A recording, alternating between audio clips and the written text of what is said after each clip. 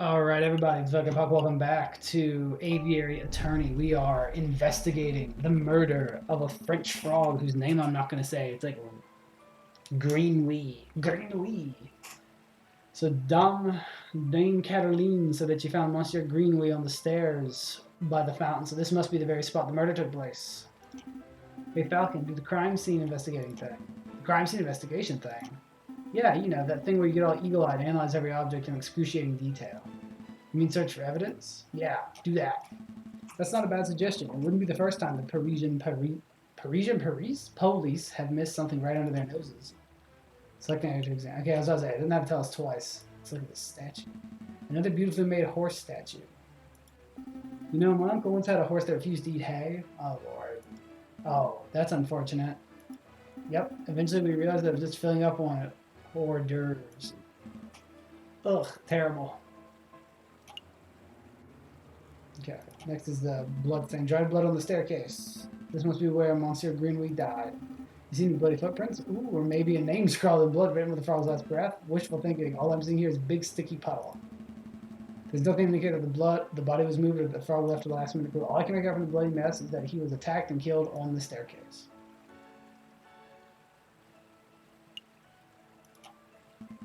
This fountain is finely crafted. It's solid carved marble. That can't have been cheap. I see nothing but water in the bottom of the lower basin. It's a shame we can't see inside the upper basin from here. That would be the perfect place to quickly stash a murder weapon. That's actually not a terrible line of reasoning. We have to wade in closer to take a look just to be sure. Yeah, I suppose we should. Oh, I apologize. I wasn't being direct enough. You should, right? What I'm going to say was spare us and go wade into the fountain, take a closer look inside the upper basin. Me? No way. If you want to go wading, do it yourself. I'm a respectable lawyer. You can't expect me to roll up my trousers and paddle around a fountain like a duck in a lake.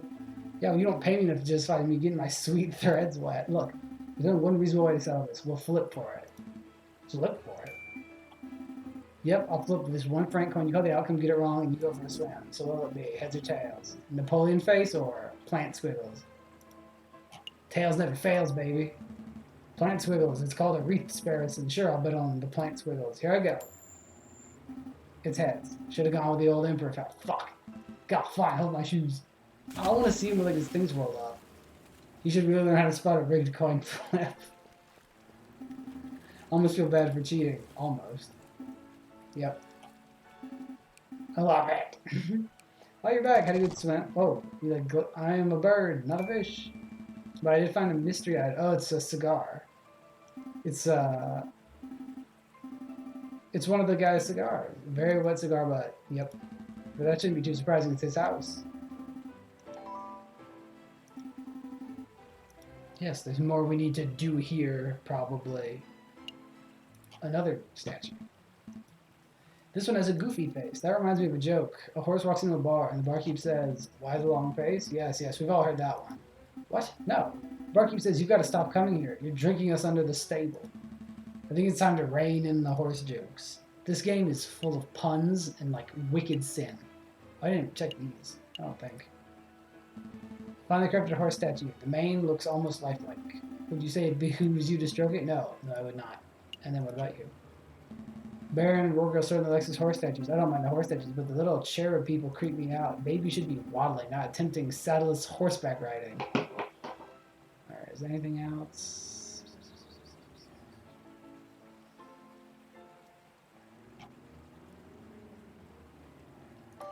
It looks like that's it. I think we're done here. Good call. But are you sure you don't want to take another dip? Still have time. Don't push your luck. Alright, it looks like that's everything. Let's go back to the main hall. Yeah, he does smoke. Did you, messieurs, have a good look around? I trust everything was in order. We had a good look. Thank you, Baron. But we actually have some questions for you. Please, ask away. I have nothing to hide. About your housemaid. We met your housemaid. She's a courteous young lady, isn't she? Yeah, she's quite helpful. Yeah, she was more than willing to help us out in our investigation. We're going to defend the poor in this run. I'm right here. You two want to ask something else? I don't remember that murder. Oh, am I in trouble? Not at all. No, nothing like that. We're just gathering the full picture. I see. Well, let me think. The guests arrived at 5 o'clock. We all sat down for dinner at 6. Where are my notes? Let me see. Okay. Okay, wait. So, arrive at 5. Dinner at 6. Photographer at 7. Photo at 7:30. My housemate discovered the crime scene soon after that. I see. Is there something else I can help you, messieurs, with? You'll be leaving. It was a pleasure. Have a delightful day, messieurs. Did you get all the information you need, Falcon? I hope so. Don't worry. If everything goes wrong in the trial, we could always just wing it. I love the yeah! Terrible. Just terrible. Let's head back to the office and get some rest. Alright, so today is the day of the trial. So I guess we'll see how that goes. To the palace. Falcon is resting outside the marble portico of the Palais de Justice, awaiting the opening of the Tribunal de Grande Instance. Are you nervous, Falcon?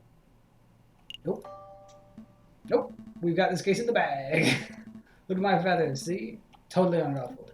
Wow, well, at least one of us is feeling confident.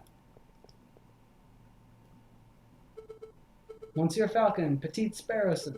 Is there anything you need me to do? No, we've got a handle on things.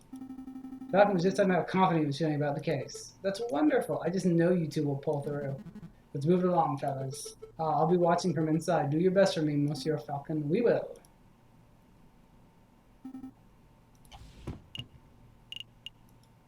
So I don't have a way to look at it. There's a question of how would the Baron know what time it was if the clock in there has no hands?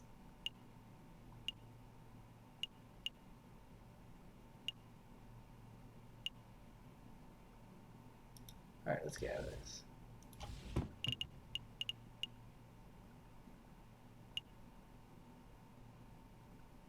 I don't know why we care about them.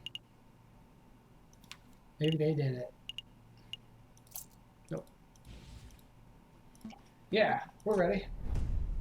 I don't know how this works, so we'll see. Oh, dude, big bird and a rabbit. Oh, okay, a rabbit is a rabbit. Judge Maxime. All right, settle down, everybody. Settle down. Is everybody here? Yeah, I'm here. J.J. Falcon, present. The defense is ready, Your Honor. Rupert Rabbington here. The ready is prosecution, Your Honor. Darn it, that's not it. Oh gosh, where are my notes? Ha! I knew it. Knew what? Rupert and I went to Paris Law School together. He was in all of my classes. Oh, was he smart? No. He always scored the second worst marks in the class. I can only assume that he bumbled through the final exams on luck of his 2 rabbit feet. Unless he's improved considerably, you already have this trial in the bag. That's good to know, but say so, if Rupert scored the second lowest marks, who scored the lowest? He's going to be me. I choose to exercise my right to not self-incriminate. Ah, here it is, a hint. The prosecution is ready, Your Honor. Are the jury all present? Oh, look at that walrus. Look at that vulture. Oh, look at that hippo. That dog. They are all ready. Hey, Falcon, I thought there were only 6 members of the jury for a case like this. Why do I count 8? Oh, those 2 birds with the funny hats are assuers, the associate judges. Which birds with hats? There's 3 birds with hats.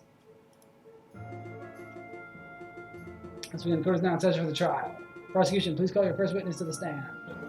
Oh my gosh, are we there already? Okay, I just called the officer in charge of the murder investigation, Inspector Valerty, to the witness stand.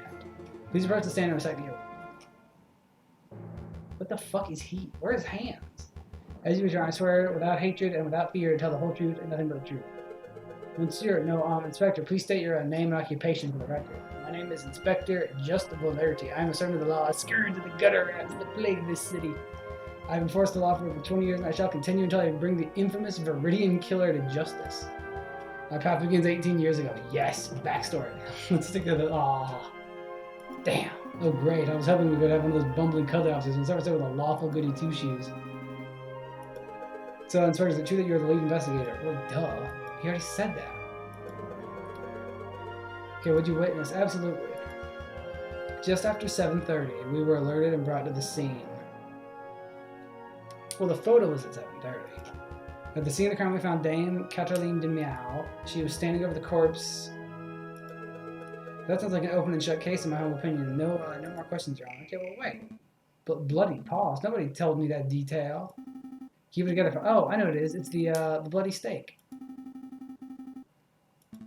Of course, I know this. You may begin your cross-examination. Okay. Cross-examine the witness to find flaws in his testimony. Select a key phrase that you find suspicious, and Falcon will press that information. Ask the right questions to bring the truth to light. Avoid pressing for pointless details. Okay. Select a statement to question.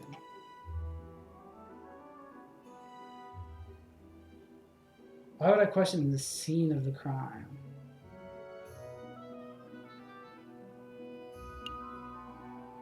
We're gonna do blood on paws. That's right, you said she had blood on her paws. Correct. Blood clung to her fur like guilt to a convict.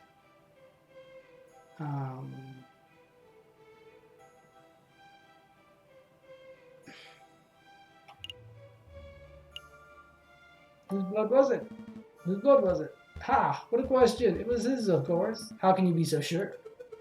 I object to sign. The question is absurd. There was only one murder victim that night, Falcon. It could have only belonged to one person. Judge, Falcon's trying to delay the trial by asking pointless questions. I'm afraid the prosecution may have a point, Mr. Falcon. Do you have any reason to suspect? Yes. I do. I do, Your Honor. Actually, I have more than a suspicion. I have evidence that had nothing to do with the murder. This is foolish. Time-wasting, Falcon. If the blood on it didn't come from the victim, then where did the blood come from? It came from her bloody steak. On the evening of the murder, Dan Cataline ate a bloody bear steak. Is this true, Monsieur Rabington? Well, in a manner of speaking, I suppose steak may have been on the menu. Then, Inspector, would you acknowledge the possibility that the blood on her paws did not belong to the victim, but to the steak? Well. Wait, don't answer that, Inspector. It is a possibility. No! I gained a little favor with the jury. So, Inspector Bullard, is it possible that you arrest an innocent bystander simply for being a messy eater? Now, hold on just a minute. You're overlooking something. Oh, he's going to be like silverware. She's an elegant bourgeois kitten. She was no doubt brought with flawless etiquette. At the banquet, she would have eaten the steak with a fork. How could she have possibly gotten blood on her paws with such good manners? Oh, that is a good question. Or at least it would have been. But as it happened, something was missing from that particular banquet. Something that forced her to eat with her paws. And I want, missing silverware. Dom Cataline was forced to eat steak with her paws because... the silverware of the house had been previously stolen. Stolen? I don't recall any mention of that in the police report. We weren't aware of anything missing from the residence when we performed the investigation. But as it happens, he approached us about the very subject last night. Ah. Innocent, perhaps. What a twist. I gained a little favor with the jury, baby. What is the meaning of all of this? Bloody steak, misplaced silverware. Inspector, was your investigation so lax that you overlooked these basic facts in the initial report? Lax? My investigation? Judge, I assure you, I'm the most thorough investigative officer on the force. And it is amazing that the Parisian police managed to solve any crimes at all. Ooh, burn. Oh dear. Be on your way, Inspector. Perhaps do a little inspecting for your next case. You don't have hands. Fine. So be it. Fuck it. It's yours next time. He's chicken. Prosecutor, is your next witness is ready? Yes, of course, Your Honor. I call upon, let's see, Monsieur Rabito Rabinio, the photographer who attended the banquet on the night of the murder. Approach the stand and recited. Says, I'm a bird. I swear to speak without hatred and without fear, to tell the whole truth and nothing but the truth. It's a little cliche to be perfectly honest. Could the witness please introduce himself for the court record? As if anybody in this courtroom does not immediately recognize me. I'm the great Monsieur... Let's find the good news again. Cutting-edge photographer and visionary. I don't just take people's pictures, I capture their very essence. Je suis l'artiste une pipe. You may have seen my works in hip magazines, La Branche, or Seshui. I can send you tweets if you like. What on earth is it? We're making a lot of, bird-to-bird communication. Come on, fella, it's the 19th century. Give it the times. Your works are very impressive, but let's get down to business. Could you tell us your activities on the night of the murder? Very well. I was hired to capture the evening's events. He arrived at 7, that's true. I pointed my camera and captured the beauty of the banquet in one fantastic photograph. Then I billed him and left. Like a true artist. And with regard to the photograph itself, who did you photograph? I thought you might ask. I brought a copy so you could all see for yourselves. Oh, very good. Let's take a closer look. That's false. That's false. I don't believe it. I have a real version of the photograph. In the middle, we see Baron Warrior, the lion. Yeah, see, they're trying to frame it. We have Signor Putois de Miao. And finally, we see the housemaid, who I suspect may have snuck into the picture uninvited. As you can see, two people are clearly absent from the photograph. The first is the victim, Monsieur Greenway, and the second is Dame Kathleen Demia. Quite suspicious, wouldn't you agree? Just a moment, Monsieur Ravington, this proves nothing. The defendant and the victim were not photographed with the other, so that doesn't mean they were regarding each other at that point. Hold your horses, fire, I'm not done yet. The prosecution may continue. Oh, and the clock has hands on it. Make a note of that. Clock has hands. Exclamation! You can see the wall, the time at 7:30. Now, why is that time significant? Well, as Inspector Valera tells her, that is exactly when the murder took place. Yeah, he took the photo and then he painted a copy of it. Every suspect has now, by the time the murder is safe for Dame Kathleen. Hey, Falcon, that photograph doesn't seem right. It looks different from the one we borrowed. I see it too. Yes, I'm aware. I know, it's the clock hands. If we assume that only one photograph was taken, this demonstrates that one of these photographs must have been edited. You just slammed that evidence down like, bam, inconsistency. The whole courtroom's out of order. Case closed. I can't do that. Well, I suppose you could be a little more delicate with your words. No. I mean, I can't do that because our evidence was illegally obtained. If I were to present it, Monsieur Rubinio would ask how we acquired it, and the whole trial would derail. In a worst-case scenario, I would lose my legal license and would be arrested for theft. Oh, well, we don't want that. No, we don't. I should tread lightly. You're not allowed to cross-examine the witness. Very well. The defense may proceed. It's a waste of time if you ask me. Photographs are rock-solid evidence. I already got him. I know what I want. Select a statement. I do want to question the photograph. Let's take a close look at this photograph. I know what I want. I see a mistake in the photograph. Just to clarify, Monsieur Rubini, photographs are a different reflection of reality, are they not? That is correct. The photograph process leaves no room for bias or inaccuracy. That is most curious. Because I see a mistake. A mistake? Impossible. I just told you, the camera is a perfect, unbiased device. Falcon, I'm not seeing any mistakes. Perhaps you could be more specific. Certainly. Click on the area that you believe contains. It's the clock. The clock in this photograph. There's something not right about it. Well, isn't that convenient? The defense sees something wrong with the key piece of evidence. Don't give me that cocky tone, Mr. Revington. I have evidence here that there's something wrong with the clock. That is that the clock has no hands. Fool. The photograph clearly shows the clock's hands pointing at 7 and 6. That much is self-evident. Which is most curious because the clock in the lounge of Chateau Creniere has no hands. It has no hands? The clock is merely a decorative piece, a talking item. Feel free to ask Baron Rorgul or his housemaid if you have any doubts. Monsieur Rubinio, how do you explain this? I gotta drink water again. I don't know. There must be some sort of mistake. My camera is flawless. There's no mistake, monsieur. Your photograph depicts something that does not exist in the real world. Maybe there was an error in the printing process. An error precisely where the clock's hand should be? Please, monsieur, don't patronize us. Allow me to offer a more plausible explanation. You edited this photograph. Edited? I'm no expert, but I suspect that you used paint or ink to carefully put hands upon that clock. It would have been a simple task considering the clock face was bare. One could even speculate that you specifically chose to include a handless clock in the photograph just to simplify the editing process. I confess that the lion did it. Panic. Falcon, your reasoning is absurd. Why would the witness do such a thing? Is it not obvious? By showing the photograph to have taken place at precisely 7:30, it clears all the photograph subjects of suspicion. In other words, Monsieur Rubinio created a perfect alibi. Of course, this raises further questions. Who's the witness protecting? And why? Was Monsieur Rubinio coerced, bribed, threatened? Enough silence. Let's hear some answers, Monsieur Rubinio. Fine, you got me. I'm guilty. I did it all. You did it? You're confessing to the murder? What? No. I have no idea who killed the fraud. I'm just admitting that I'm guilty of producing fraudulent photographs. I was ordered to make changes to the printed photographs, and yes, that included adding hands to the clock. You were ordered by who? He's going to say, I don't know. I dare not say. Monsieur Rubinio, I strongly advise you to answer the defense's question. You have pledged to speak without fear, after all. With respect, Judge, I fear his claws more than I fear the punishment of the justice system. I shall name no names. His claws, did you hear that, Falcon? That is most unfortunate. Monsieur Rubinio, we cannot and shall not torture names out of you. We don't live in an ancient regime, after all. But since we have admitted to falsifying evidence, then we cannot keep you on the stand as a witness. Take your leave. You shall be charged with perjury in due course. I can't protest. That is the least I deserve for my failure as an artist. Good day, messieurs. Intriguing. Pretty convincing. I gained a little favor with the jury. So the clock's hands are painted on. So what? It doesn't matter. The photograph still depicts Dame Catalina's absent close to the time of the murder. That's significant. Don't be dense, Monsieur Rabbit. The photograph is not completely genuine. That cannot be considered reliable evidence. Why not? It's still a portrayal of the night's events. Because if we accept the one part of the picture was edited, then we must accept the possibility that other parts were edited too. Is it possible that Dame Catalina was painted out? Even worse, is it possible that another was painted in? We know the witness was trying to cover for someone, so all possibilities must be accounted for. So what are you saying, Falcon, that the housemaid paid off the photographer, or it was Signor Pittore de Mal? I don't think so. The housemaid lacks a means or motive, and it wouldn't make sense for him to implicate his own daughter.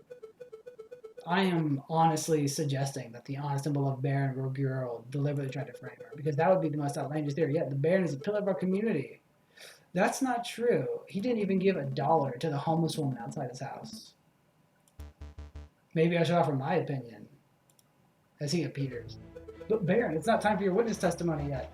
So you would think, prosecutor, and yet I see my good reputation getting tarnished by your incompetence. Incompetence? Indeed. Let us proceed with the witness questioning. Is that fine with you, Judge? Yes, I suppose that's fine. I might not have evidence for him. He has great music, too. Goddamn, the music in this game.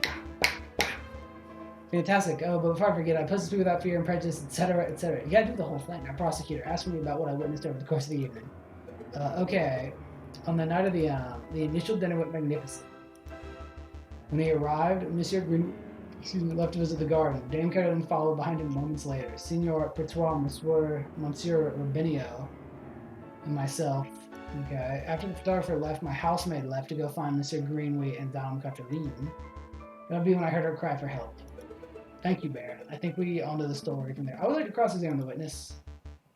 Do you doubt my integrity, Garcon? I'm just here to uncover the truth. Very well, then hit me with your best shot. Let's establish with absolute certainty that I'm an honest man. Okay, I'm not sure about this one. Select a statement to question. He left. The dinner went magnificently. Look at my evidence. What do I have left? I can't use that or the letter.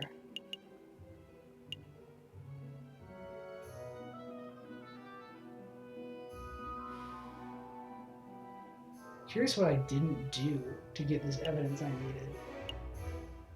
Because we've used all of this, and we used that, so all we have is the cigar butt.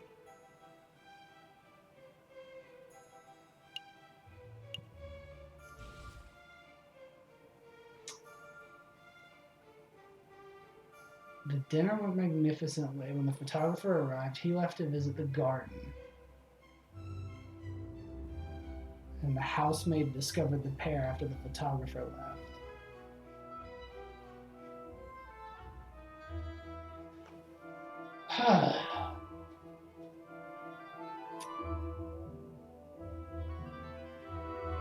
Do I have who they said discovered him?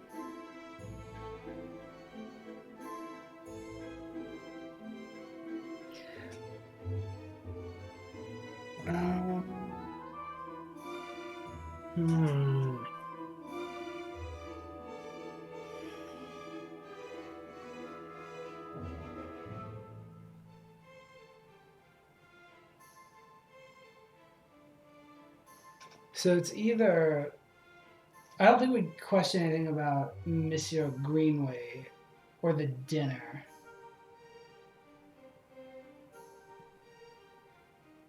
And he did dine the... I guess we're gonna go with the housemaid. I'll go question about your housemaid. Does she smoke?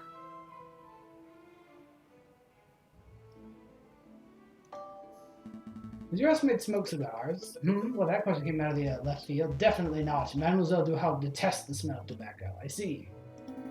But you get a bigger picture, are we? I think so. The pieces are slowly falling into place.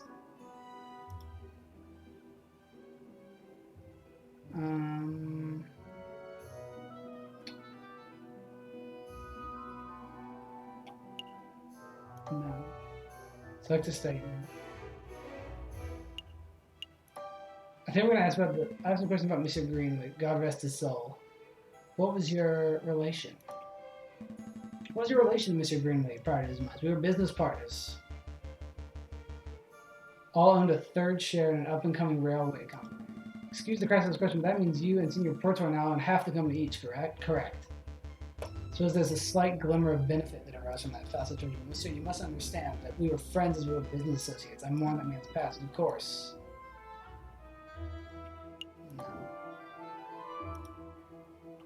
No. I guess we'll ask about the... Okay. For ourselves. What's with all the horses? When was the last time you visited? When was the last time you visited your own garden? As it happens, I had quite serious allergies. I haven't been in my garden for years. Now we got him by the dick. Years, you say. Indeed. That's not right. Baron, I don't wish to call you a liar. That claim does not hold up to scrutiny. Oh, and why is that? I don't think a cigar would last years. Balderdash, my word is gold. Show the court the so-called hard evidence that I've been in my garden. This was found in your garden. To be specific, was found inside the fountain basin. Please be right. Right where the murder occurred. A cigar butt? That could belong to anybody. And, prosecutor, please shut your mouth. I can speak for myself. Okay, sorry, Baron. That is indeed the remnants of one of my cigars, but I must apologize for I misunderstood your initial question. You see, prior to the banquet, I hadn't visited my own garden in years. Oh, I see. But naturally, I rushed outside. I was shocked and disgusted by what I saw. It must have been when I dropped my half-smoked cigar in the fountain basin. You see, Falcon is a perfectly reasonable explanation. I would find that believable if it were casually discarded, but as it happened, the cigar was found in the fountain's upper basin, a location that could only be accessed with great inconvenience, and a little padlock. Shut up. The cigar bottle was not dropped, it was hidden. Why wouldn't you just throw it away? Are there? Because I can only think of one. That is that you, Baron Rorgwheel, deliberately hid your cigar butt to disguise your own illicit activities. Did I now? What illicit activities would those be? Let me spell it out? Fine. Let's put everything on the table. You murdered Monsieur Greenway. That is what you were trying to keep hidden. Directly accusing me of murder? How shamelessly brave. I mean, we are the defense. I don't think we have that. That is ludicrous, Falcon. The Baron is an upstanding citizen. If he was, he wouldn't have poor homeless people outside his house. No evidence. Think harder. Every piece of evidence points to Baron Rorgwheel as the prime suspect. You want that? You know that means the Baron certainly had the means. His lion's claws are as sharp as a surgeon's blade. Getting the frog blade was trivial for him. Even Monsieur Robinho confessed just moments that he feared his claws. Ridiculous. I would never threaten a man with violence. It could have been the cat's dad. That is possible. You want a motive? The Baron had at least 10,000 francs worth of motive. By removing a business partner, his share of the railway company increased by from a third to half. This is preposterous. And finally, the Baron had an opportunity. No, he crafted the perfect opportunity. He arranged a small banquet with a very select number of guests. He was aware of the missing silverware, and yet he served steak, a food item that necessitates good cutlery. Why? To bloody the hands of his guests, of course. Then he hired an easily influenced photographer and staged a very specific picture in order to build a perfect alibi. Photographing the guests in front of a handless clock made for easy editing is quite an ingenious plan, it must be said. Prosecutor, you're just gonna let this slandering me on go uncontested? Say something. Object. Object? Oh, you're pitifully useless. After executing the murder, the Baron found himself still holding a single piece of incriminating, his cigar. He knew that leaving it at the crime scene would raise suspicion, but he didn't have the time to properly dispose of it. So in desperation, he threw it into his fountain out of sight of his guests and any snooping police. I imagine the Baron was hoping to implicate Signor Putois de Miao, since that would ensure total control over his railway company. Alas, Dame Catherine was the first to happen upon the crime scene, so the Baron improvised. This is an outrage. Judge, I demand that you disbar this ranting lunatic. No, there is only one outrage here. Do not disbar me. That is that a man like yourself is able to abuse his weapon status to frame an innocent girl for murder. You're a bourgeois of the worst kind. How dare you, Garçon, the utter nerve for a lying scumbag of a lawyer to accuse a philanthropist like myself of something that's so heinous. I'm nothing like that fat cat bourgeois. I'm a respectable, hard-working capitalist. No, you're a ruthless man who would slaughter your friend just to reap a few francs. You incredulous whelp, I ought to gut you right here and now like this. Like a damned frog. Ooh. Poor choice of words. Could someone please restrain the Baron? I'm on it, Your Honor. Let's go, old man, to the concierge with you. Don't touch me, you filthy jackdaw. I can walk myself. We did it. Woo! This is quite a turn of events. Does the prosecution have anything to add? Well, in a manner of speaking, to be honest, no. And I shall now confer with the members of the jury to come to a decision. I ask the animals of the court, please be patient at this time. Falcon, that was pretty incredible.